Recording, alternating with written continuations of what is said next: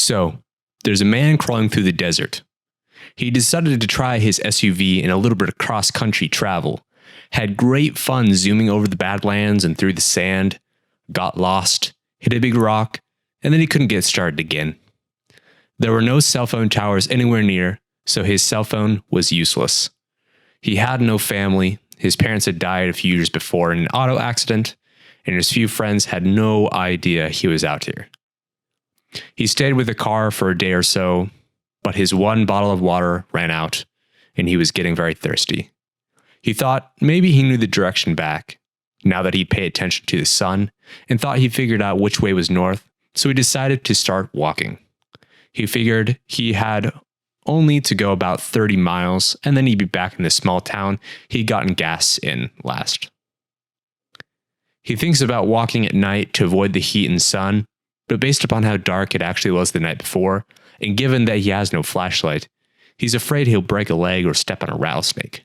So, he puts on some sunblock, puts the rest in his pocket for reapplication later, brings an umbrella he had in the back of the SUV with him to give him a little shade, pours the windshield wiper fluid into his water bottle in case he gets that desperate, brings his pocket knife in case he finds a cactus that looks like it might have water in it, and heads out in the direction he thinks is right.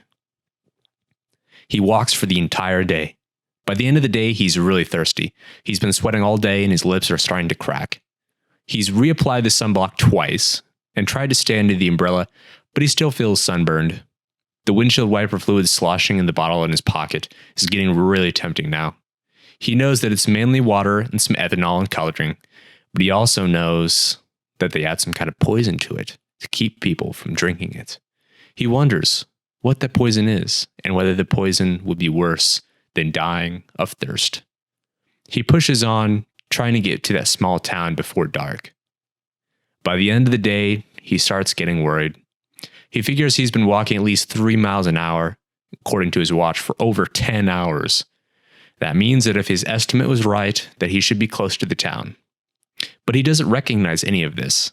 He had to cross a dry creek bed a mile or two back, and he doesn't remember coming through it in the SUV.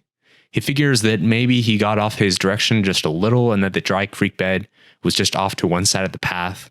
He tells himself that he's close, and that after dark he'll start seeing the town lights over one of these hills, and that'll be all that he needs. As it gets dim enough that he starts stumbling over small rocks and things, he finds a spot and sits down to wait for full dark and the town lights. Full dark comes before he knows it. He must have dozed off. He stands back up and turns all the way around. He sees nothing but stars. He wakes up the next morning feeling absolutely lousy. His eyes are gummy and his mouth and nose feel like they're full of sand. He's so thirsty that he can't even swallow.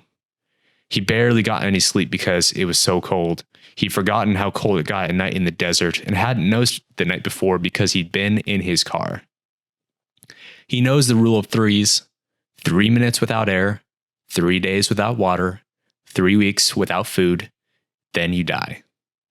Some people can make it a little longer in the best situations, but the desert heat and having to walk and sweat isn't the best situation to be without water. He figures, unless he finds water, this is his last day. He rinses his mouth out with a little bit of the windshield wiper fluid. He waits a while after spitting that little bit out to see if his mouth goes numb or feels dizzy or something. Has his mouth gone numb? Is it just in his mind? He's not sure. He'll go a little farther, and if he still doesn't find water, he'll try drinking some of the fluid. Then he has to face his next harder question. Which way does he go from here? Does he keep walking the same way that he was yesterday, assuming that he still knows which way that is? Or does he find a new direction? He has no idea what to do. Looking at the hills and dunes around him, he thinks he knows the direction he was heading before. Just going by feeling, he points himself somewhat to the left of that and starts walking. As he walks, the day starts heating up. The desert, too cold just a couple of hours before, soon becomes an oven again. He sweats a little at first, and then he stops. He starts getting worried that, when you stop sweating, you're in trouble. That's usually what happens right before heat stroke.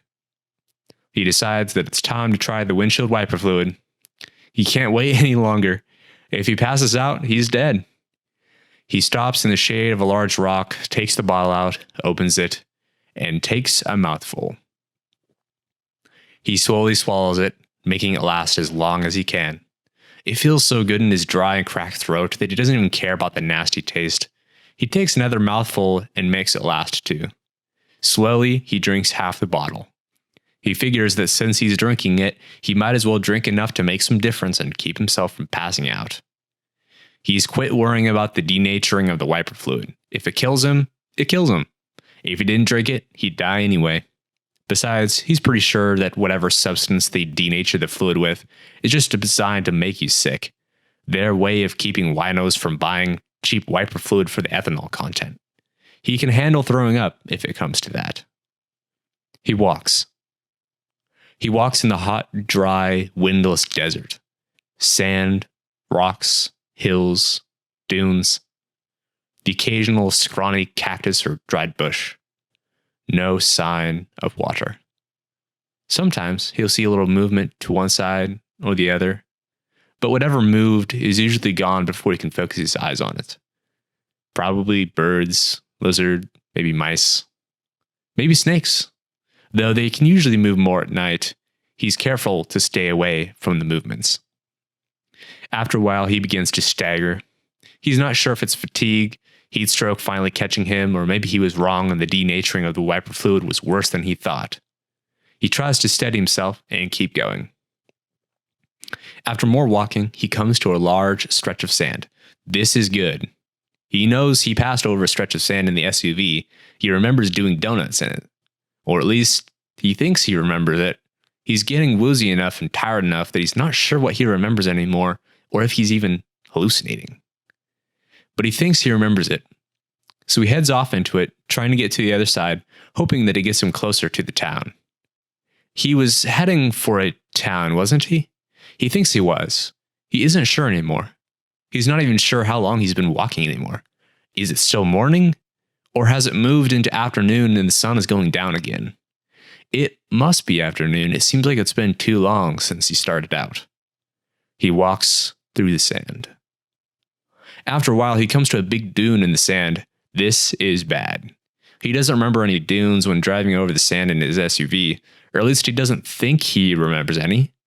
This is bad. But he has no direction to go. Too late to turn back now.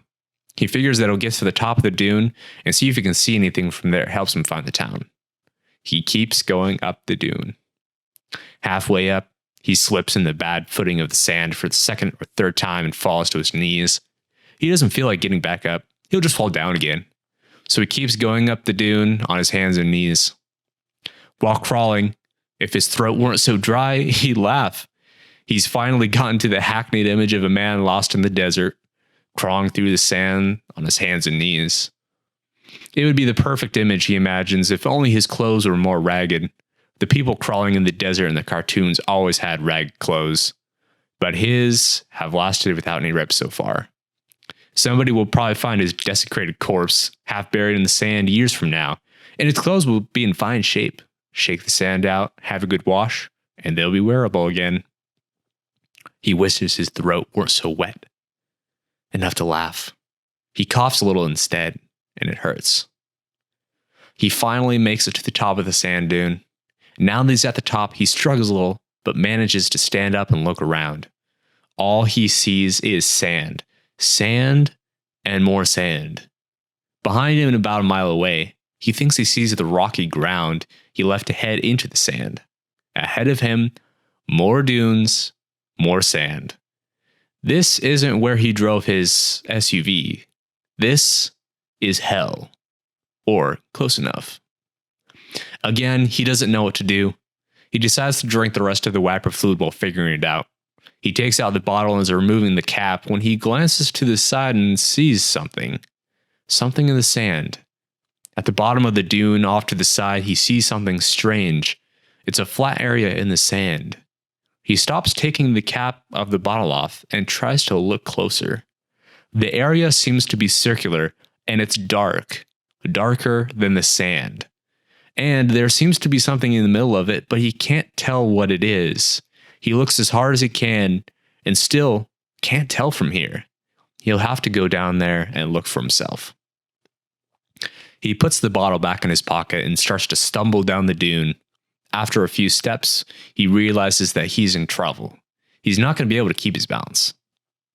After a couple more sliding, tottering steps, he falls and starts to roll down the dune. The sand is so hot that when his body hits it for a moment, he thinks that he's caught fire on the way down, like a movie car wreck flashing into flames as it goes off the cliff before it even hits the ground. He closes his eyes and mouth, covers his face with his hands, and waits to stop rolling. He stops at the bottom of the dune. After a minute or two, he finds enough energy to sit up and get the sand out of his face and clothes. When he clears his eyes enough, he looks around just to make sure that that dark spot in the sand is still there and he hadn't just imagined it. So, seeing the large, flat, dark spot on the sand is still there, he begins to crawl towards it. He would get up and walk towards it, but he doesn't seem to have the energy to get up and walk right now. He must be in the final stages of dehydration, he figures, as he crawls. If this place in the sand doesn't have water, he'll likely never make it anywhere else. This is his last chance. He gets closer and closer, but still can't see what's in the middle of the dark area. His eyes won't quite focus anymore for some reason, and lifting up his head to look takes so much effort that he just gives up trying. He just keeps crawling. Finally, he reaches the area he'd seen from the dune. It takes him a minute of crawling on it before he realizes that he's no longer on sand. He's crawling on some kind of dark stone. Stone with some kind of marking on it, a pattern cut into the stone. He's too tired to stand up and see what the pattern is, so he just keeps crawling. He crawls towards the center, where his blurry eyes see something in the middle of the dark stone area. His mind, detached in a strange way, notes that either his hands and knees are so burnt by the sand that they no longer feel pain, or that this dark stone in the middle of a burning desert with a pounding, punching sun overhead doesn't seem to be hot. It almost feels cool. He considers lying down on the nice, cool surface. Cool, dark stone. Not a good sign. He must be hallucinating this. He's probably in the middle of some patch of sand, already lying face down and dying, and just imagining this whole thing. A desert mirage. Soon, the beautiful women carrying pitchers of water will come up and start giving him a drink. Then he'll know he's gone. He decides against lying down on the cool stone. If he's going to die here in the middle of a hallucination, he at least wants to see what's in the center before he goes. He keeps crawling. It's the third time that he hears the voice before he realizes what he's hearing. He would swear that someone just said, "Greetings, traveler. You do not look well. Do you hear me?" He stops crawling. He tries to look up from where he is on his hands and knees, but it's too much effort to lift his head. So he tries something different. He leans back and he tries to sit up on the stone. After a few seconds, he catches his balance, avoids falling on his face, sits up, and tries to focus his eyes. Blurry. He rubs his eyes with the back of his hands and tries again. Better this time. Yep, he can see. He's sitting in the middle of a large, flat, dark expanse of stone. Directly next to him, about 3 feet away, is a white post or pole about 2 inches in diameter and sticking up about 4 or 5 feet out of the stone at an angle. And wrapped around this white rod, tail with rattle on it, hovering and seeming to be ready to start rattling, is what must be a 15-foot-long desert diamondback rattlesnake looking directly at him. He stares at the snake in shock. He doesn't have the energy to get up and run away. He doesn't have the energy to crawl away. This is it. His final resting place. No matter what happens, he's not going to be able to move from this spot. Well, at least dying from a bite of this monster should be quicker than dying of thirst. He'll face his end like a man. He struggles to sit up a little straighter. The snake keeps watching him. He lifts one hand and waves it in the snake's direction feebly. The snake watches the hand for a moment, then goes back to watching the man, looking into his eyes. Maybe the snake had no interest in biting him. It hadn't rattled yet. That was a good sign. Maybe he wasn't going to die of a snake bite after all. He then remembers that he looked up when he had reached the center here because he thought he had heard a voice. He was still very woozy. He was likely to pass out soon. The sun still beat down on him even though he was now on a cool stone. He still didn't have anything to drink, but maybe he had actually heard a voice. This stone didn't look natural, nor did that white post sticking up out of the stone. Someone had to have built this. Maybe they were nearby. Maybe that was who talked to him. Maybe the snake was even their pet, and that's why it wasn't biting him. He tries to clear his throat to say hello, but his throat is too dry. All that comes out is a coughing or wheezing sound. There's no way he's going to be able to talk without something to drink. He feels his pocket, and the bottle with the wiper fluid is still there. He shakily pulls the bottle out, almost losing his balance and falling on his back in the process. This isn't good. He doesn't have much time left by his reckoning before he passes out. He gets the lid off of the bottle, manages to get the bottle to his lips, and pours some of the fluid into his mouth. He sloshes it around and then swallows it. He coughs a little bit. His throat feels a little better. Maybe he can talk now. He tries again. Ignoring the snake, he turns around to look, hoping to see the owner of this place, and croaks out, "Hello? Is there anyone here?" He hears from his side, "Greetings. What is it that you want?" He turns his head back towards the snake. That's where the sound had seemed to come from. The only thing he can think of is that there must be a speaker hidden under the snake or maybe built into the post. He decides to try asking for help. "Please," he croaks again, suddenly feeling dizzy. "I love to not be thirsty anymore. I've been a long time without water. Can you help me?" Looking in the direction of the snake, hoping to see where the voice was coming from this time, he is shocked to see the snake rear back, open its mouth, and speak. He hears it say as the dizziness overtakes him and he falls forward, face first on the stone. "Very well, coming up." A piercing pain shoots through his shoulder. Suddenly, he is awake. He sits up and grabs his shoulder, wincing at the throbbing pain. He's momentarily disoriented as he looks around, and then he remembers the crawl around the sand, the dark area of stone, the snake. He sees the snake, still wrapped around the tilted white post, still looking at him. He reaches up and feels his shoulder where it hurts. It feels slightly wet. He pulls his fingers away and looks at them. Blood. He feels his shoulder again. His shirt has what feels like 2 holes in it. 2 puncture holes. They match up with the 2 aching spots of pain on his shoulder. He had been bitten by the snake. "It'll feel better in a minute." He looks up. It's the snake talking? And he hadn't dreamed it. Suddenly he knows he's not dizzy anymore. And more importantly, he's not thirsty anymore. At all. "Have I died? Is this the afterlife? Why are you biting me in the afterlife?" "Sorry about that. I had to bite you," says the snake. "That's the way I work. It all comes through the bite. Think of it as natural medicine." "You bit me to help me? Why aren't I thirsty anymore? Did you give me a drink before you bit me? How did I drink enough while unconscious to not be thirsty anymore? I haven't had a drink in over 2 days. Well, except for the windshield wiper fluid. Hold it. How in the world does a snake talk? Are you real? Are you some sort of Disney animation?"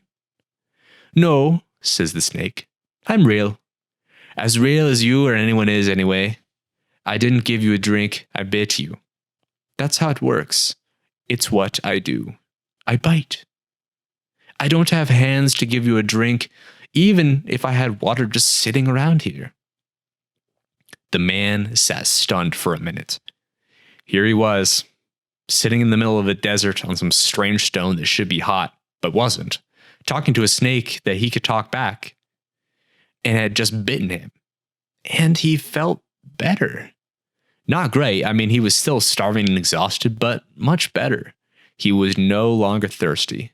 He had started to sweat again, but only slightly. He felt hot in the sun, but it was starting to get lower in the sky, and the cool stone beneath him was a relief he could notice now that was no longer dying of thirst. I might suggest we take care of the methanol you have in your system with the next request, continued the snake. I can guess why you drank it, but I'm not sure how much you drank or how much methanol was left in the wiper fluid. That stuff is nasty. It'll make you go blind in a day or two if you drank enough of it. Next request, said the man. He put his hand back on his hurting shoulder and backed away from the snake a little. That's the way it works. If you like, that is, explained the snake. You get 3 requests. Call them wishes, if you wish. The snake grinned at his own joke, and the man drew back a little further from the show of fangs. But there are rules, the snake continued. The first request is free. The second requires an agreement of secrecy. The third requires the binding of responsibility. The snake looks at the man seriously. By the way, the snake says suddenly, my name is Nathan. Old Nathan, Samuel used to call me. He gave me the name.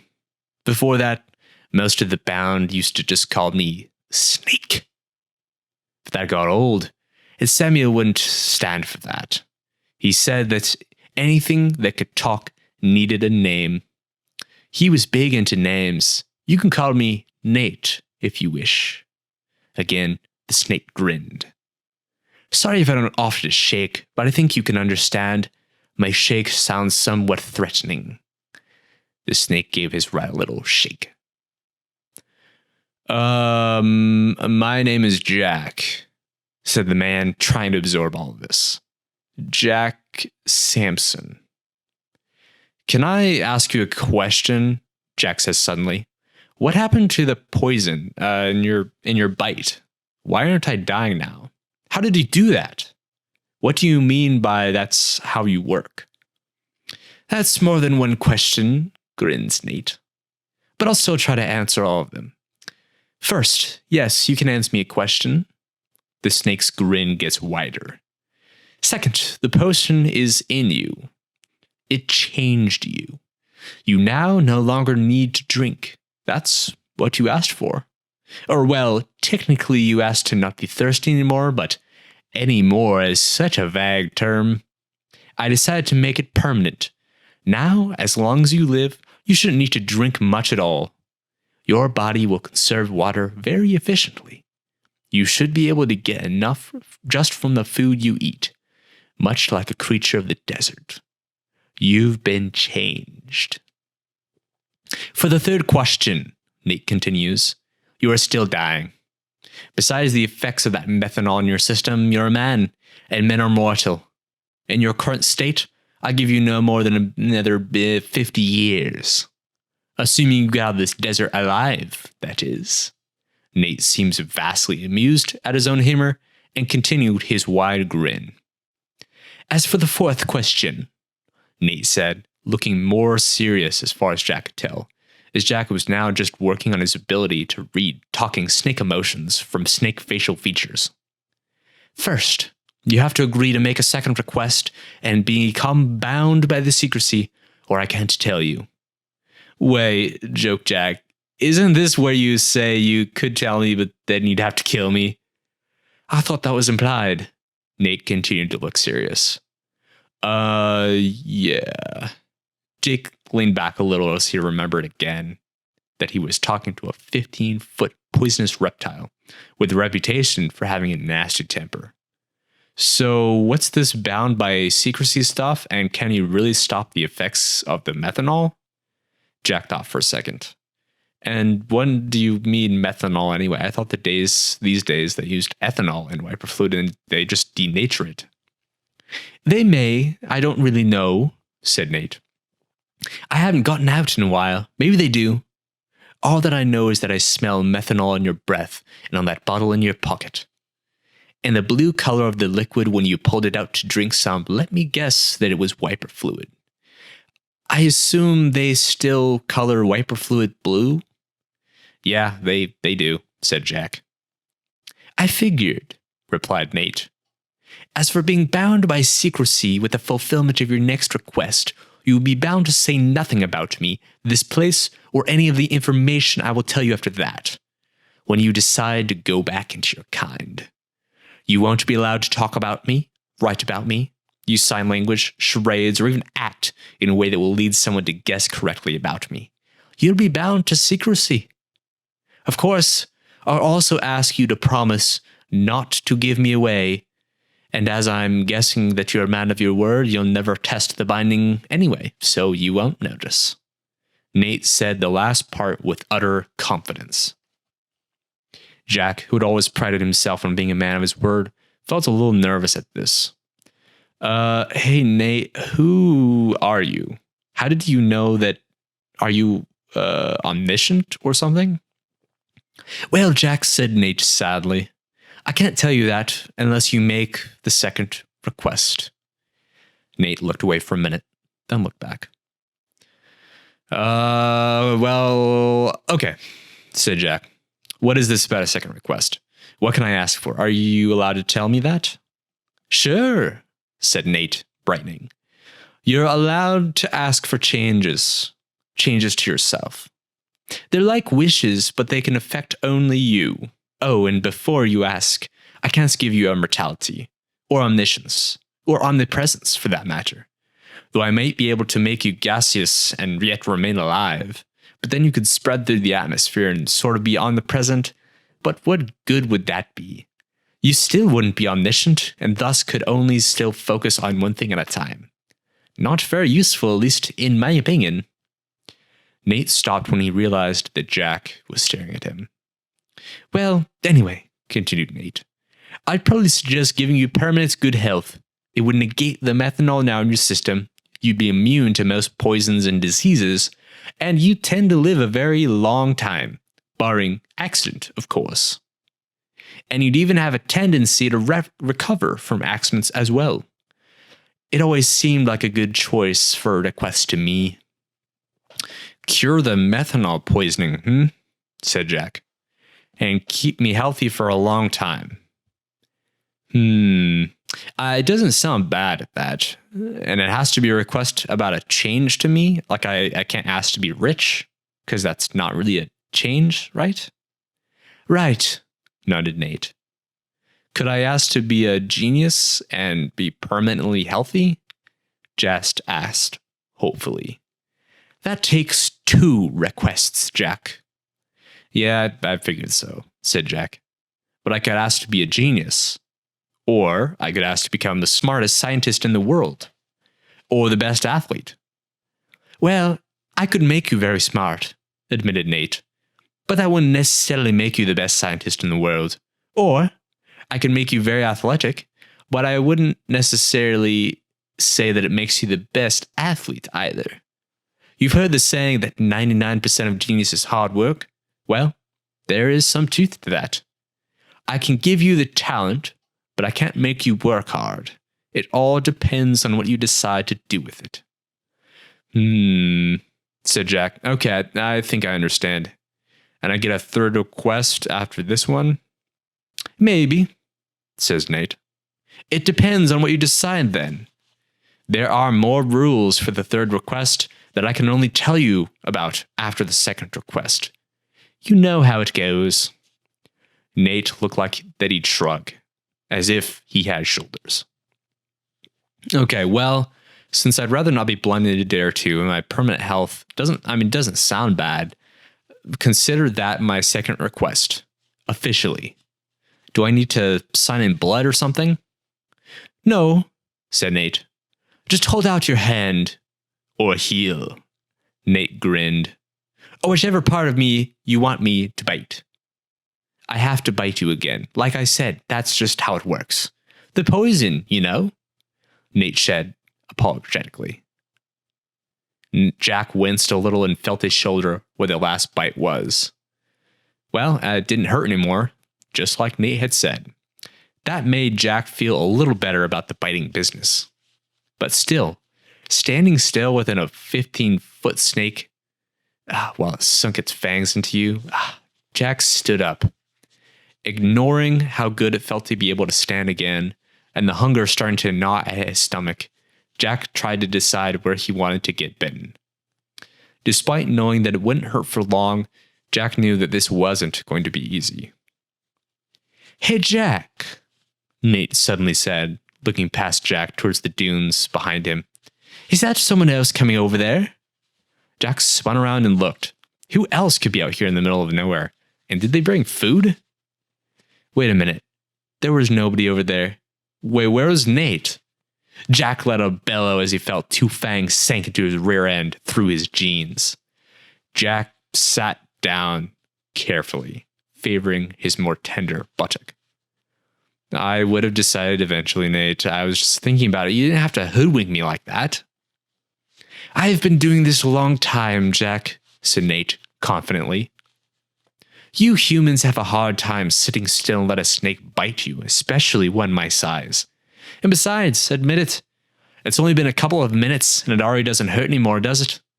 That's because of the health benefit with this one. I told you that you'd heal quickly now. Yeah, well, still, said Jack. It's the principle of the thing. And nobody likes being bitten in the butt. Could you have gotten my calf or something else instead? More meat in the typical human butt, replied Nate. And less chance you accidentally kick me or move at the last second. Yeah, right. So, tell me all these wonderful secrets that I now qualify to hear, answered Jack. Okay, said Nate. Do you want to ask the questions first, or do you want me to just start talking? Just talk, said Jack. I'll sit here and try not to think about food.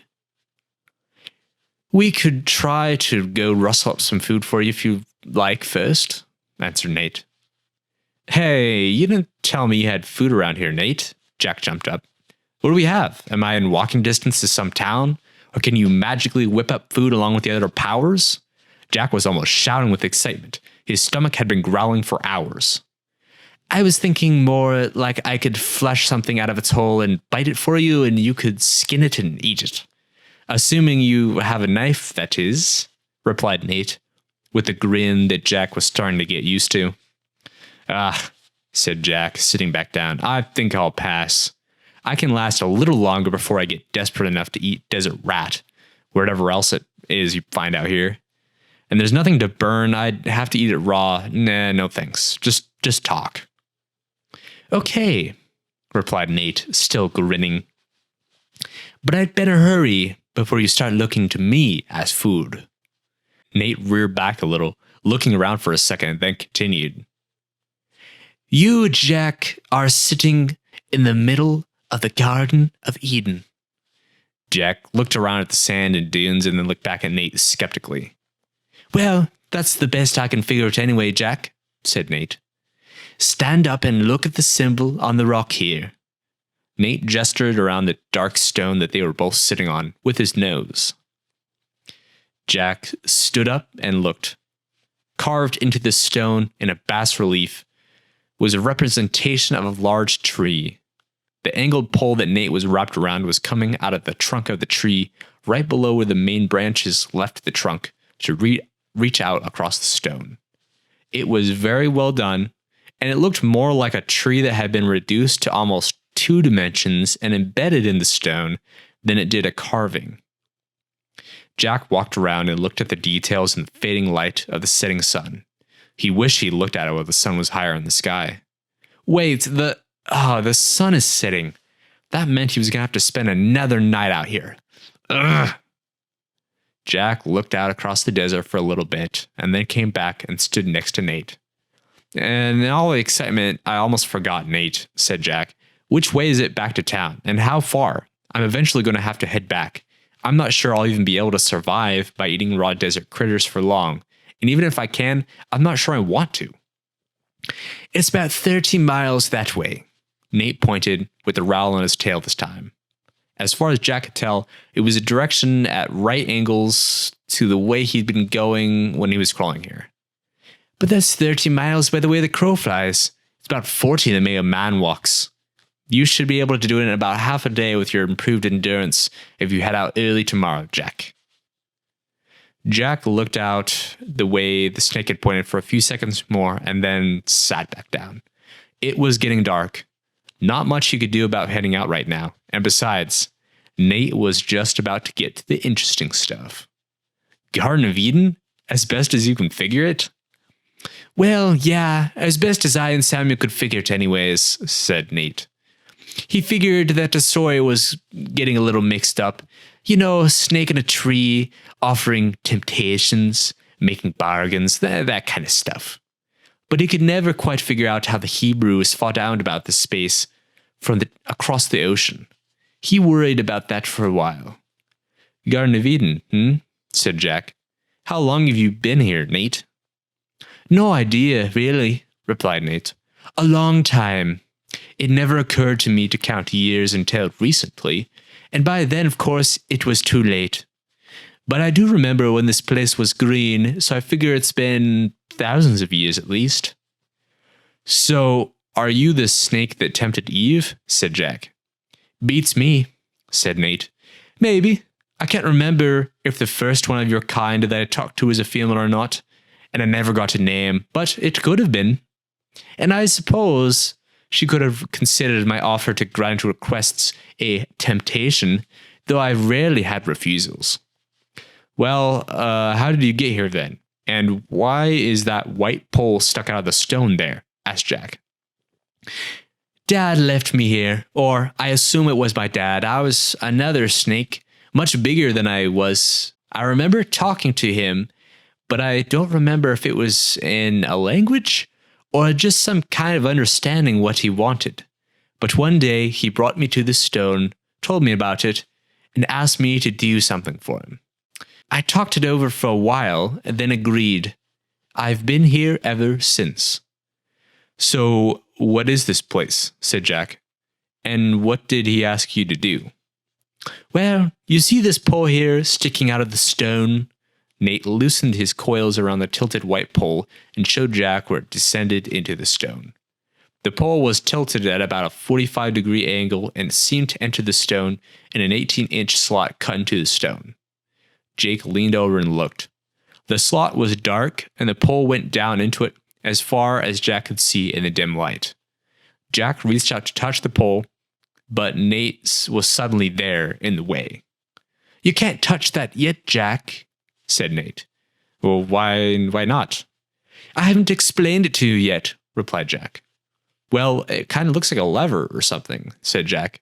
You'd push it that way and it would move in the slot. Yep, that's what it is, replied Nate. Well, what does it do? Asked Jack. End the world?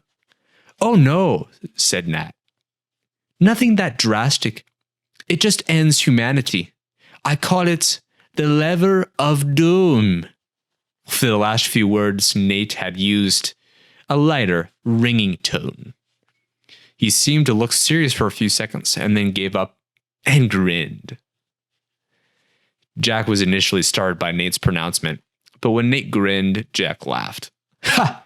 You almost had me fooled there for a second. What does it really do? Oh, it really ends humanity, like I said, smirked Nate. I just thought the voice I used was funny, didn't you? Nate continued to grin. A lever to end humanity, asked Jack. What in the world is that for? Why would anyone need to end humanity? Well, replied Nate, I get the idea that maybe humanity was an experiment. Or maybe the big guy just thought that if humanity started going really bad, there should be a way to end it. I'm not really sure. All I know are the rules, and the guesses that Samuel and I had about why it's here. I didn't think to ask back when it started here. Rules? What rules? Asked Jack. The rules are that I can't tell anybody about it or let them touch it unless they agree to be bound to secrecy by a bite, and that only one human can be bound in that way at a time. That's it, explained Nate. Jack looked somewhat shocked. You mean that I could pull the lever now? You'd let me end humanity? Yep, replied Nate. If you want to. Nate looked at Jack carefully. Do what you want to, Jack.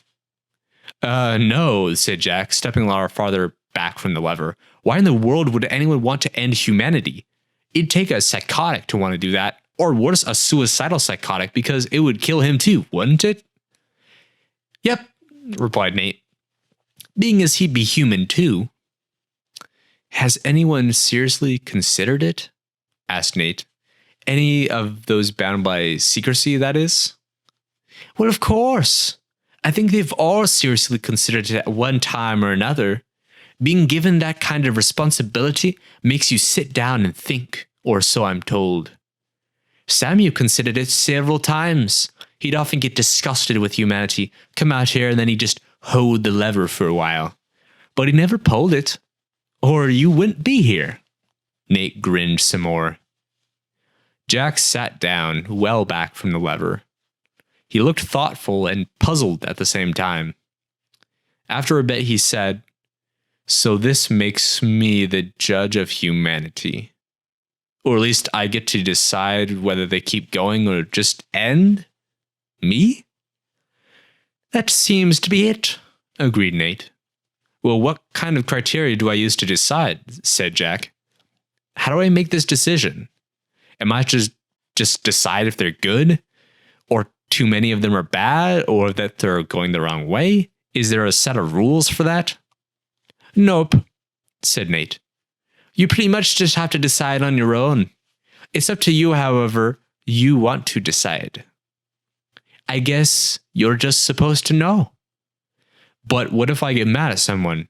Or some girl dumps me and I feel horrible? Couldn't I make a mistake? How do I know that I won't screw up? Protested Jack. Nate gave his kind of snake-like shrug again. You don't.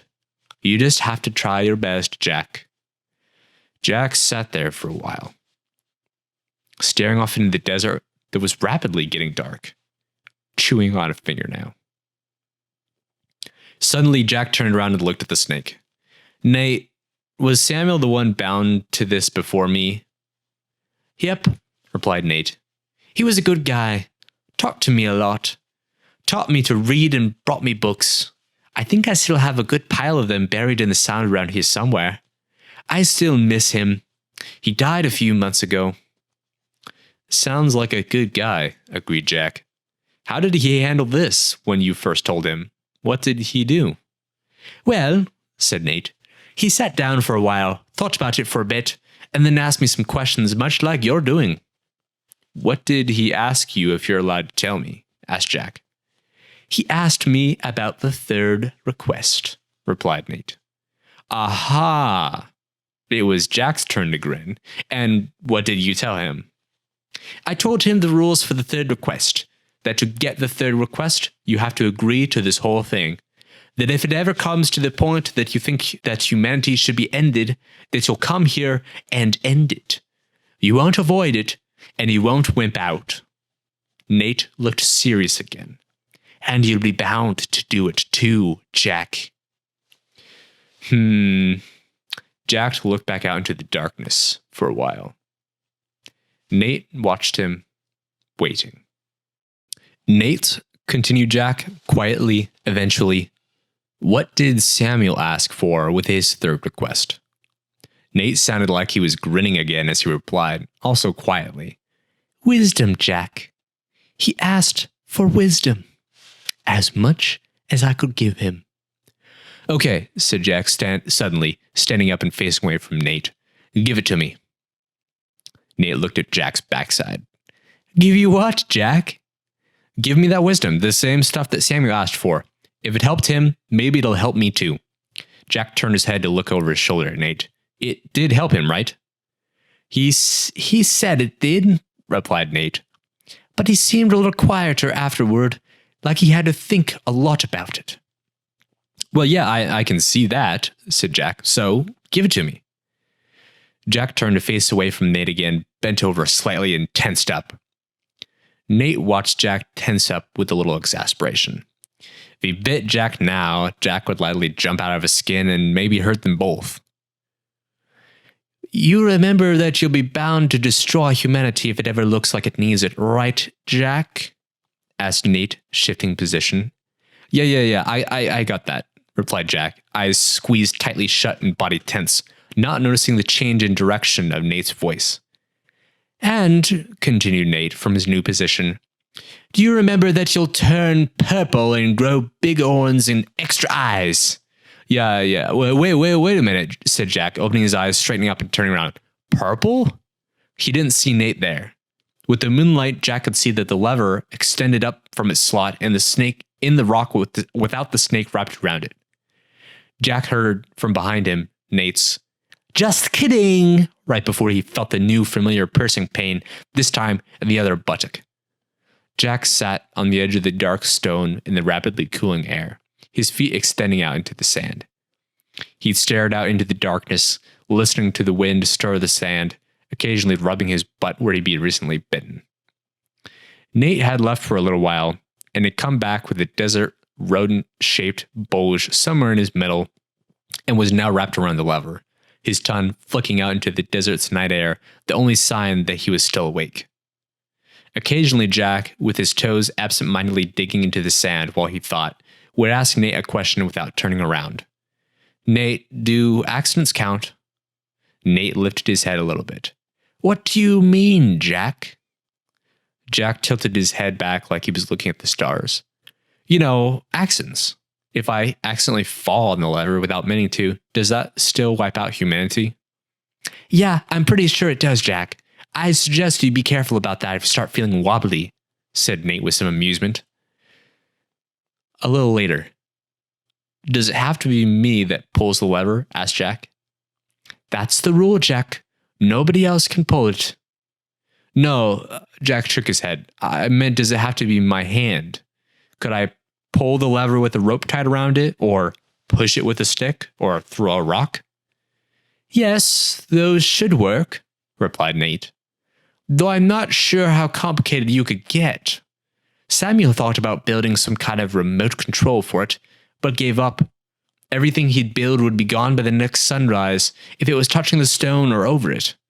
I told him that in the past others that had been bound had tried to bury the level so they wouldn't be tempted to pull it, but every time the stones or sand or whatever had disappeared. Wow, said Jack. Cool. Jack leaned back until only his elbows kept him off the stone and looked up into the sky. Nate, how long did Samuel live? One of his wishes was for health too, right? Yes, replied Nate. It was. He lived 167 years, Jack. Wow, 167 years. That's almost 140 more years if I live as long. Do you know what he died of, Nate? He died of getting tired of living, Jack, Nate said, sounding somewhat sad. Jack turned his head to look at Nate in the starlight. Nate looked back. Samuel knew he wasn't going to be able to stay in society. He figured that they'd eventually see him alive and start questioning it, so he decided that he'd have to disappear after a while. He faked his death once, but changed his mind. He decided that it was too early and he could stay for a little longer. He wasn't very fond of mankind, but he liked the attention. Most of the time, anyway. His daughter and then his wife dying almost did him in, though. He didn't stay in society much longer after that. He eventually came out here to spend some time talking to me and thinking about pulling the lever. A few months ago, he told me he'd had enough. It was his time. And then he just died? Asked Jack. Nate shook his head a little. He made his fourth request, Jack. There's only one thing you can ask for the fourth request. The last bite. After a bit, Nate continued. He told me that he was tired, that it was his time. He reassured me that someone new would show up soon, like they always had. After another pause, Nate finished. Samuel's body disappeared off the stone with the sunrise. Jack lay back down and looked at the sky, leaving Nate alone with his memories. It was a long time until Jack's breathing evened out into sleep. Jack woke with the sunrise the next morning. He was a little chilled with the desert morning air, but overall wasn't feeling pretty good. Well, except that his stomach was grumbling and that he wasn't willing to eat raw desert rat. So, after getting directions to town from Nate, making sure he knew how to get back, and reassuring Nate that he'd be back soon, Jack started the long walk back to town. With his new health and Nate's good directions, he made it back easily. Jack caught a bus back into the city and showed up for work the next day, a little worse for the wear and with a story about getting lost in the desert and walking back out. Within a couple of days, Jack had talked with a friend about getting a tow truck and going back out into the desert with him to fetch the SUV. They found it after a couple hours of searching and towed it back without incident. Jack was careful not to even look in the direction of Nate's lever, though their path back didn't come within sight of it. Before the next weekend, Jack had gone to a couple of stores, including a bookstore, and had gotten his SUV back from the mechanic with a warning to avoid any more joyriding in the desert. On Saturday, Jack headed back to see Nate. Jack parked a little way out of the small town near Nate, loaded up his new backpack with camping gear and the things he was bringing for Nate, and then started walking. He figured that walking would leave the least trail, and he knew that while not many people camped in the desert, it wasn't unheard of, and it shouldn't really raise suspicions. Jack had brought more books for Nate. Recent books, magazines, newspapers, some things that would help catch Nate up on what was happening in the world. Others that were just good books to read. He spent the weekend with Nate and then headed out again, telling Nate that he'd be back soon, but that he had things to do first. Over 4 months later, Jack was back to see Nate again. This time he brought a laptop with him, a specially modified laptop. It had a solar recharger, special filters and seals to keep out the sand, a satellite link up, and a special keyboard and joystick that Jack hoped that a 15-foot rattlesnake would be able to use. And it had been hacked to not give out its location to the satellite. After that, Jack could email Nate to keep in touch, but still visited him fairly regularly, at least once or twice a year. After the first year, Jack quit his job. For some reason, with the wisdom he had been given and the knowledge that he could live for over 150 years, working in a 9-to-5 job for someone else, it didn't seem that really worthwhile anymore. Jack went back to school. Eventually, Jack started writing. Perhaps because of the wisdom, or perhaps because of his new perspective, he wrote really well. People liked what he wrote, and he became well known for it. After a time, Jack bought an RV and started traveling around the country for book signings and readings, but he still remembered to drop by and visit Nate occasionally. On one of the visits, Nate seemed quieter than usual. Not that Nate had been a fountain of joy lately. Jack's best guess was that Nate was still missing Samuel, and though Jack had tried, he still hadn't been able to replace Samuel in Nate's eyes. Nate had been getting quieter each visit. But on this visit, Nate didn't even want to speak when Jack walked up to the lever. He nodded at Jack and then went back to staring into the desert. Jack, respecting Nate's silence, sat down and waited. After a few minutes, Nate spoke. "Jack, I have someone to introduce you to." Jack looked surprised. "Someone to introduce me to?" Jack looked around and then looked carefully back at Nate. This something to do with the big guy?" No, replied Nate. "This is more personal. I want you to meet my son." Nate looked over at the nearest sand dune. "Sammy." Jack watched as a 4-foot-long desert rattlesnake crawled from behind the dune and up to the stone base of the ladder. "Yo, Jack," said the new, much smaller snake. "Yo, Sammy," replied Jack. Jack looked at Nate. Named after Samuel, I assume. Nate nodded. Jack, I've got a favor to ask you. Could you show Sammy around for me? Nate unwrapped himself from the lever and slithered over to the edge of the stone and looked across the sands. When Samuel first told me about the world and brought me books and pictures, I wished that I could go see it. I wanted to see the great forests, the canyons, the cities, even the other deserts, to see if they felt and smelt the same. I want my son to have that chance, to see the world, before he becomes bound here like I have been. He's seen it in pictures over the computer that you brought me, but I hear that's not the same, that being there is different. I want him to have that. Think you could do that for me, Jack? Jack nodded. This was obviously very important to Nate, so Jack didn't even joke about taking a talking rattlesnake out to see the world. Yeah, I can do that for you, Nate. Is that all you need? Jack could sense there was something more. Nate looked at Sammy. Sammy looked back at Nate for a second and then said, Oh yeah, I gotta go pack. Be back in a little, Jack. Nice to meet you.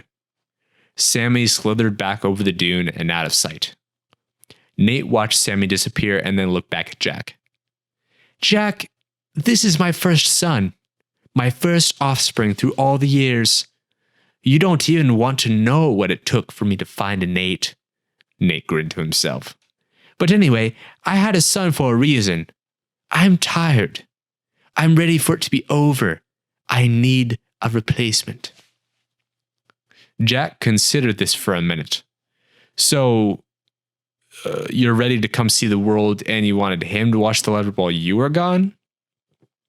No, Jack, you're a better guesser than that. You've already figured out. I'm bound here. There's only one way for me to leave here, and I'm ready. It's time for me to die. Jack looked more closely at Nate.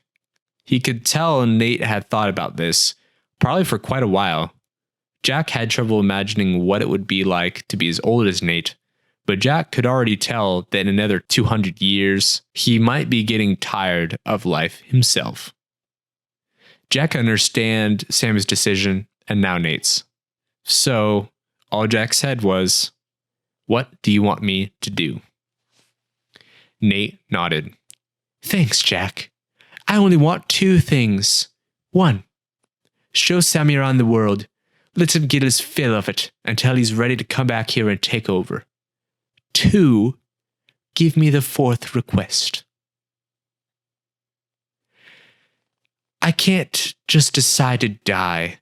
Not any more than you can. I won't even die of old age like you eventually will, even though it'll be a long time from now. I need to be killed. Once Sammy is back here, ready to take over, I'll be able to die. And I need you to kill me. I've even thought about how. Poisons and other drugs won't work on me, and I've seen pictures of snakes that were shot. Some of them live for days, so that's out too. So, I want you to bring back a sword. Nate turned away to look at the dune that Sammy had got behind. I'd say an axe, but that's somewhat undignified. Putting my head on the ground or a chopping block like that. No, I like a sword. A time-honored way of going out. A dignified way to die. And, most importantly, it should work, even on me. You willing to do that for me, Jack? Nate turned to look back at Jack. Yeah, Nate, replied Jack solemnly. I think I can handle that. Nate nodded. Good. He turned back towards the dune and shouted, Sammy, Jack's about ready to leave. Then quietly, thanks, Jack. Jack didn't have anything to say to that, so he waited for Sammy to make it back to the lever, nodded to him, nodded a final time to Nate, and then headed into the desert with Sammy following. Over the next several years, Sammy and Jack kept in touch with Nate through email as they went about their adventures.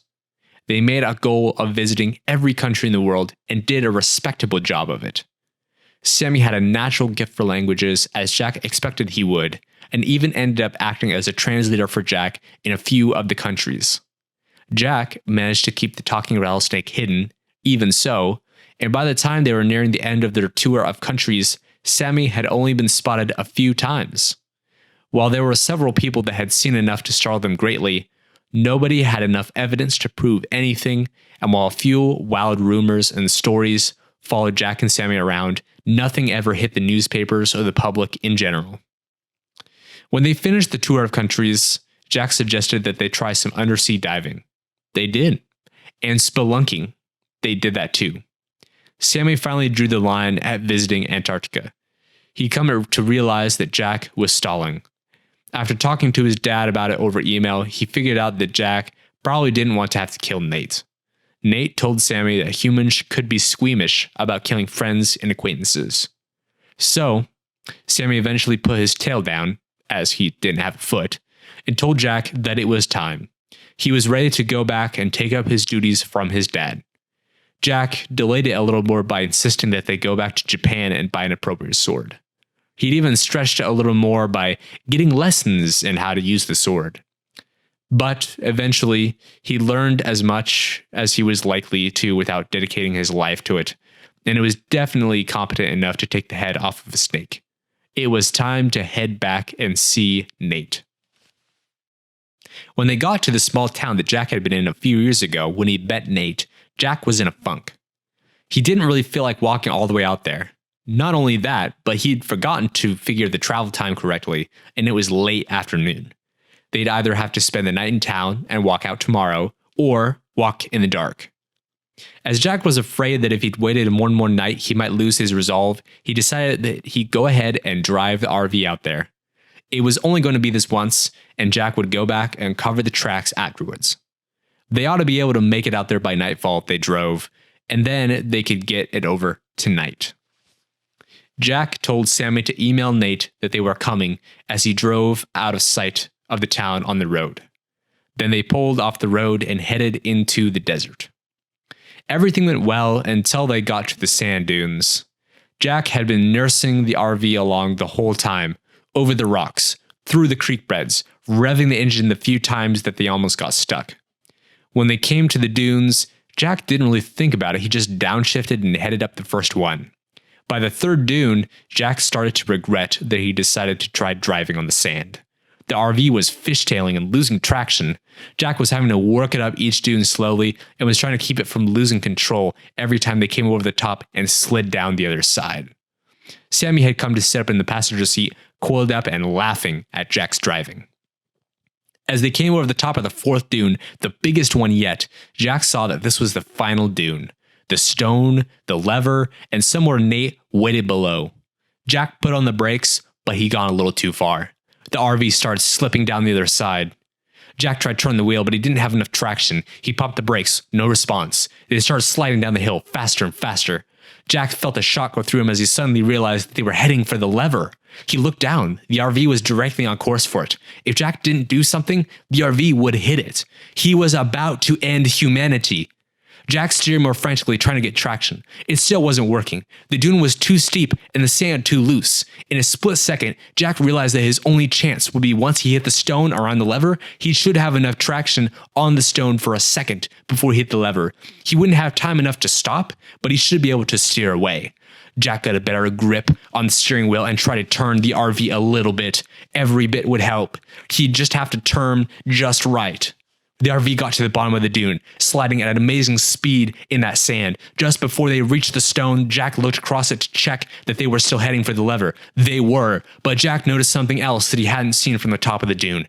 Nate wasn't wrapped around the lever. He was off to the side of the lever, but still on the stone, waiting for them. The problem was, he was waiting on the same side of the lever that Jack had picked to steer towards to avoid the lever. The RV was already starting to drift that way a little in its mad rush across the sand, and there was no way that Jack was going to be able to go around the lever to the other side. Jack had an instant of realization. He was either going to have to hit the lever or run over Nate. He glanced over at Sammy and saw that Sammy realized the same thing.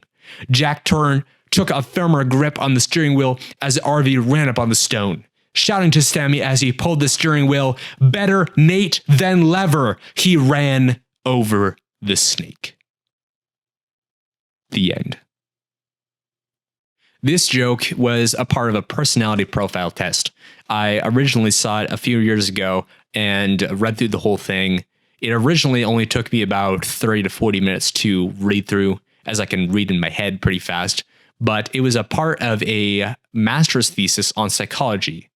Basically, it correlates between positive relationships between how a person responds to this story and certain aspects of their psychological profile. So it's basically called the Personality Profile Assessment Test Hypothesis.